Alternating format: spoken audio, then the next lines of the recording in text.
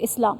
هەر سەبارەت بە سەردانەکەی سەرۆک بارزانی بۆ دەڤەری بادینان بە تایبەتی دوێنێکە لە ئامەدی لەگەڵ چین و توێژە جیاوازەکان و لایەنە حیزبی حکومیەکان کۆبووە پامێکی گرنگی بۆ لایەنە سیاسەکانی هەرێمی کوردستان نرد. سەرۆک بارزانی ئاماژەی بۆ کرد کە بوونی بیرروڕای جیاواز لە نێو لایەنە سیاسەکانی کوردستان بابەتێکی سروشتیە، بەڵام پێویستە کە لایەنەکان لەسەر پاراستن و بەهێزکردنی قەوارەی هەرێمی کوردستان کۆک و هاوڕابن. کۆمەڵێک پەیامیشی بۆ عراق هەبوو. من زیاتر قسە دەکەم سەبارەت بە پەیامەکەی سەرۆک بارزانی و یەکڕێزی نێوماڵی کورد لەم کاتەدا گرنگیەکەی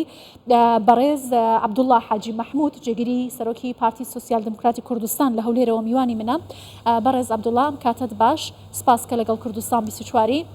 سەرۆک بارزانی جەختی لەوە کردەوە کە سەرەڕایی جیاوازی بیر و بۆچوونەکان بەڵام پاراستن و بەهێزکردنی قەوارەی هەرێمی کوردستان بێ ئەولەویەتی لایەنە سیاسیەکان بێت. ئەمە تا چەندە گرنگە لە نێو هەرێمی کوردستان لە ئێستادا بیر و بۆچوونە ڕەنگەداتەوە؟ زۆر سپاس بۆ جەنابتان. بە تاکید ئەو بیر و بۆچوونەی سەرۆک بارزانی کە بیر و بۆچوونی جیاواز شتێکی سروشتیە، بەڵام لەسەر استراتیژی کارکردنی ئەم میلەتە و بەهاگرنگەکانی گەلی کوردستان پێویستە حیزب و لایەنە سیاسیەکان و خەڵکی کوردستان یەکدەست و یەکگرت و یەک هەڵوێز بێ، چکە بۆ ئەمڕۆ ناوچەکە بە کاتێکی زۆر هەستیاردا تێ ئاپەڕێەوە، بە تایبەتیش عێراق و هەرێمی کوردستانیش بەشێکە لەو کێشە و گیر و گرفتانی کە دێتە پێش. ئەوە لە لایەکی تر یەکێتی و یەخستی نێوماڵی کوردستانی زۆر گرنگە بۆ میلەتەکەمان، بۆ گەلی کوردستان، بۆ ئەوەی بە یەکێتی و یەکڕێزی بتوانین ڕوبەڕووی مافە دەستوریەکانی خۆمان و شایستە داراییەکانی خەڵکی کوردستان بینەوە. ئەڵبەتە حکوومەتی هەرێمی کوردستان و خەڵکی کوردستان پێکەوە ئەوەی حکوومەتی عێراق ویستویەتی بەرامبەر بە ئەو ڕێکەوتنانەی کە پێشووتر کراوە. حکوومەتی هەرێمی کوردستان هاوی باشی ناوە، بەڵام بۆ پابەندبوون پێوە پێویستە حکوومەتی عێراق پابەند بێ پێوە بۆ جێبەجێکردنی دەستور، بۆ ئەو شەراکەتەی کە کاتی خۆی بڕیاری لەسەر دراوە لە دەستورە هاتووە و بۆ تەوافق و تەوازن و بۆ ئایندەی میلەتی کوردستان. بە تەکید ئەو پەیامەی سەرۆک بارزانی زۆر گرنگە و هەلومەرجێکی هەستیارە، دابەزین و شۆڕهونەوەی بەڕێزیشیان بۆ ناو کۆمەڵانی خەڵکی کوردستان بە تایبەتی ئەو سەردانانەی کردوێتی گرنگە بۆ ئەوەی هەم لە نزیکەوە بە پێی تااقەت و توانای جەنابیان و بە پێی کارکردنی لە ڕابردوو و بە پێی ئەو تەجروبە دوور و درێژەی خۆشی هەیەی بۆ ئەوەی پاڵپشت و پشتیوانێکی باش بێ بۆ پرۆسی سیاسی و دیموکراسی لە هەرێمی کوردستان بە تایبەتی هەم سەرۆکایەتیەکانی هەرێم، هەم حکوومەتی هەرێمی کوردستان، هەم یەکێتی و یەکڕێزی خەڵکی کوردستان بۆ ئەوەی بەڕێز عەبدوڵڵا ئێمە ئەزمونێکی گەورە هەم حیزبەکەشی حیزبێکی گەورە کە خاوەنی پێگەیەکی گەورەیە لە هەرێمی کوردستان و عێراق و ناوچەکە بۆ ئەوەی بتوانێت لەوەوە کۆدەنگێکی زیاتری یەکێتی ڕێزەکانی کۆمەڵانی خەڵکی کوردستان بێتە باشە. بەڕێز عەبدوڵڵا لە ماوەی ڕابردوودا زمانێکی جیاوازمان لەگەڵ بەغدا بینی بە تایبەتی لە پرسی یاسای بودجە و هەروەها مافە شایستە داراییەکانی هەرێمی کوردستان. سەرۆک بارزانی جەخت لە پابەندبوون بە تەوافق و شەراکەت و تەوازن دەکاتەوە لەگەڵ عێراق، یەکڕێزی لایەنە کوردیەکان و هاوڕابوونیان لەسەر ئاراستێکی نەتەوەی تا چەندە کاریگەری لەسەر بەدەستهێنانی مافەکانی کورد لە بەغدا هەیە؟ خۆی دوولایەنەیە. یەکەمیان ئەوە گرنگە یەکێتی و یەکڕێزی نێوماڵی کوردستانی لەم هەلومەرجەوەکو باسم کرد، زۆر گرنگە و پشتگیری لەو پەیامە ئەەکەین و تاکی دەکەینەوە ئەوە یەکێکە لە ئەولەوێتی کارکردنی کەسانی نیشتیمان پەروەر و ئەوانی باوەڕیان بە پێکەوە ژیان و ئەوانەی ئەیانەوێ ماندووبوون و خەبات و تێکۆشانی ئەم میلەتە بگاتە دوامەنزڵ. بەڵام لەلایەکی کەشەوە حکوومەتی عێراق ئێمە ئەگەر بیرڕایەکی جیاوازمان هەبێ لە ناو خۆی خۆمان بۆ خۆمانە، حکوومەتی عێراق و دەوڵەتی عێراق مەفروزە پابەندی دەستور بێ، ئەو پێویستە پابەند بێ بە دەستور وەکەوەی جەناب و باسی کرد، هەم لە شەراکەت، هەم لە تەوازن، هەم لە تەوافق و دوێنێش لە سەردانەکانی پێشووتری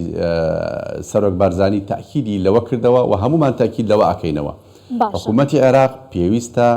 پابەند بێ بە جێبەجێکردنی شایستە داراییەکانی خەڵکی کوردستان و خۆی نەدزێتەوە لەو ڕێکەوتنە لەو تەوافەقەی کە کراوە کە ئەم حکوومەتەی ئێستای عێراقی لەسەر بنیادنراوە خۆ ئەگەر ئەو بە شێوەی جۆربەجۆر خۆیان بدزنەوە یا ئەرقەلە بۆ ماف و شایستە داراییەکانی خەڵکی کوردستان دروست بکەن چەند ڕۆژێکە چەند هەفتەیەکە دوجار ئەبێ بچنە ژێر جێبەجێکردنی دەستور چکە ئەو ڕێکەوتنەی کراوە لەسەر بنەمای ڕێکارە یاساییەکان و لە ژێر ئەساسی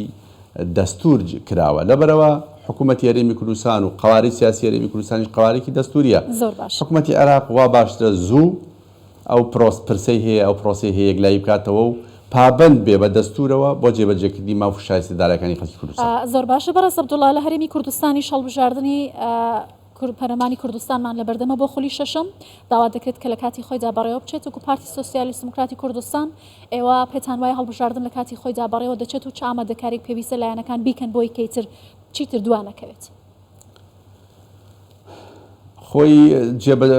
ئەو بڕیاری سەرۆکایەتی هەرێمی کوردستان کاگنێکی لەوان بەرزانی کارێکی زۆر گرنگ بوو و لە جێی خۆی بوو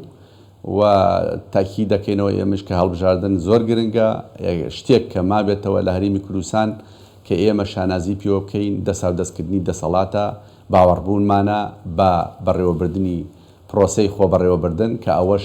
بنەمایەکی سەرەکی لە هەڵبژاردن و دەسا و دەستکردنی ڕای خەڵک بۆ گۆڕین بۆ پرسی تازە بۆ نوێبوونەوە لەوە خۆی بینێتەوە ئێمە پشتیوانی لەو بڕیارە ئەکەین و مەحاولە ئەکەین هەموو لایەکمان جەختەکەینەوە کە هەڵبژاردنەکان لە وادەی دیاریکراوی خۆیان ئەنجام بدرێ بەڵام ئەوەی کە مهم بوو ئەوەی گرنگ بوو بۆ هەرێمی کوردستان ئەو بڕیارە بوو کە لەلایەن سەرۆکایەتی هەرێمی کوردستانەوە دەرچوو بۆ دیاریکردنی ڕۆژی هەڵبژاردنەکانی پەرلەمانی کوردستان ئێمە پشتیگەوانی لێ یەکەین و تەمەناکەین هەموو لایەکیشمان پابەند بین بەو ڕۆژ و کاتەوە بۆ جێبەجێکردنی هەڵبژاردنەکانی باش یەکێک لە بابەتە گرنگەکانی دیکە پەیوەست بە کەرکووک و ناوچە کوردستانیەکانە بۆ بەشداریکردن لە هەڵبژاردننی ئەنجومەنی پارێزگاکان کە بڕیارە کۆتاییەکانی ئەم ساڵ بەڕێوە بچێت وەکو پارتی سۆسیال دموکراتی کوردستان لەسەر بابەتە لەگەڵ چ لایەنێک ڕێککەوتن بۆ هاوپەیمانی بۆ بەدەستێنانی دەنگی کورد بە تایبەتی لە دوای ڕووداوەکانی 16 ئۆکتۆبر ڕۆژانین کە بارودۆخی کەرکووک چەندە هەستیار تابان ئێمە وەکو پارتی سۆسیال دیموکراتی کوردستان زۆر هەوڵمانە کە خەڵکی کوردستان یەک لیستی هەبێ لەبەرەوەی گیر و گرفتمان هەیە لەو ناوچانە بەڵام خۆ ئەگەر لیستی جیاوازیشە بێت کاریگەری نابێت لەسەر دەنگەکان چکە دوجار ئەو ململانەیە ڕەنگە زیاتر جەماوەر و خەڵک کۆ بکاتەوە بۆ ئەوەی زۆرترین دەنگ بەدەست بێنین ئەوەی کە گرنگە خەڵکی کوردستان لەو ناوچەیە و هەمووی بە گۆڕوتینێکی باشەوە بەشداری بکەن لە هەڵبژاردنەکان بۆ ئەوەی دەنگێکی باش بەدەست بهێنن ئێمە ژۆک و پارتی سۆسیال دیموکراتی کوردستان زۆر محاولەمان کرد کە لیستێک هەبێت بەڵام بەداخەوە نەبوو ئێمە سەربەخۆ وەکو پارتی سۆسیال دیموکراتی کوردستان بۆ هەڵبژاردنەکانی پەرلەمانی عێراق بەسەربەخۆ بەشداریمان کردووە. بەڵێ بەڕێز عەبدوڵڵای حاجی مەحموود جەنابەت پۆستت لە کابینەی نوێمی حکوومەتی هەرێمی کوردستاندا هەیە وەکو وەزیری شەیدان و فالکراوە نەمەوێ دەرفەت وەربگرم لەم کاتەدا لە بەڕێزت بپرسم سەبارەت بە ئەو بڕیارەی کە قەرار بوو لە بەغداوە ڕاستەوخۆ عێراق موچەی کە سوکاری شەهیدان بنێرێت و شایستەکانیان ئەمە بەکوێ گەیشتووە؟ هیچ شتێکی وان نییە ینی ئەو هەواڵە ڕەنگە دروست نەبێ تەنها لایەنی پەیوەندیدار بە کەسوکاری سەربەرزی شەهیدان بە قوربانیانی گەلی کوردستان حکوومەتی هەرێمی کوردستان و وەزارەتی کاروباری شەهیدان و فالکراوانە بەڵام ئەگەر تۆ مەبەستت قەرەبوو بێ قەرەبوو ئەرکێکی گەورەی دەوڵەتی عێراق بەگشتی و حکوومەتی عێراق تا ئیسا خۆیان دزنەوە لە قەرەبووکردنەوەی خەڵکی ستەمدیدەی گەلی کوردستان کە ئەو کەیسانی کە هەبووە لە ڕابردوو و لە دادگا یەکلایی کراوەتەوە و پەرلەمانی عێراقیش بڕیاری بۆ دەرکردووە دەوڵەتی عێراق داوای لێبوردنی نەکردووە و حکوومەتی عێراقیش تا ئیسا نەچۆتە ژێر پابەندبوونی جێبەجێکردنی قەرەبووکردنەوەی خەڵکی کوردستان بە شێوازی جۆر بە جۆر خۆیان نەدزنەوە کە ئەرکێکی یاسایی و دەستوریە لەسەر دەوڵەتی عێراق لەسەر حکوومەتی عێراق هەم داوای لێبوردن کە هەم قەرەبووی خەڵکی کوردستان باشە. پرسی پێدانی زەوی بە کەس و کار و بنەماڵی شەیدان و فالکراون کە لە ئەنجومەنی وەزیرانی شەوە بڕیاری لەسەر درا لای ئێوە ئێستا بەکوێ گەیشتووە؟ ئێمە طبعاً لەسەر ڕاستباردەی کۆبوونەوەی ئەنجومەنی وەزیران و سەرۆک وەزیرانی یاریمی کوردستان فکرەیەک هەیە بیرۆکەیەک هەیە کە ئێمە لە بری یەکەی نیشتەجێبوون بۆ کەسوکاری سەربەرزی شەهیدان لە بری زەوی یەکەی نیشتەجێبوونیان بدەینێ. ئەو پرسە بەڕێکارێکی یاسایی دوای فەرمانی ئەنجومەنی وەزیران چەند وەزارەتێکی پەیوەندیدار کۆبوونەوەمان ئەنجام داوە و ڕێکارمان گرتووەتە بەر بۆ ئەوەی یەکەی نیشتەجێبوونیان بۆ دروست بکرێ و گەڕاوەتەوە بۆ ئەنجومەنی وەزیران و ئێمە ڕێی خۆمان دەربڕیوە لەگەڵ ئەوەی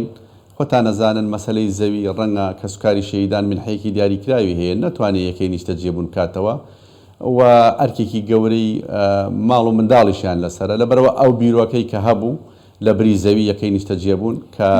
ڕئیسی وزەرا خۆشی زۆر لای پەسەندە هەرچەند پرسەکە پرسێکی قورسە گەورەیە لایەنێکی دارایی زۆرێکەوێتە سەر بەڵام ئێمە پشتیوانی لەکەین لە ڕێگەیم کەناڵی جەنابیشتانەوە تاکی دەکەینەوە لەسەر ئەو بیرۆکەیە و داواکارین لایەنە پەیوەنددارەکانی حکوومەتی یاریمی کوردستانیش زوو بێنە سەرخەت بۆ ئەوەی ئەم پرسێک لای بکەینەوە. ئێمە پێمان باشە لە بری زەوی نیشتەجێبوون بۆ کەسوکاری شەهیدان یەکەی نیشتەجێبوونیان بکرێتەوە. زۆر باشە. بەڕێز عەبدوڵڵا حاجی مەحموود جێگیری سەرۆکی پارتی سۆسیال دموکراتی کوردستان، سپاس لە هەولێرەوە لەگەڵمان بووی.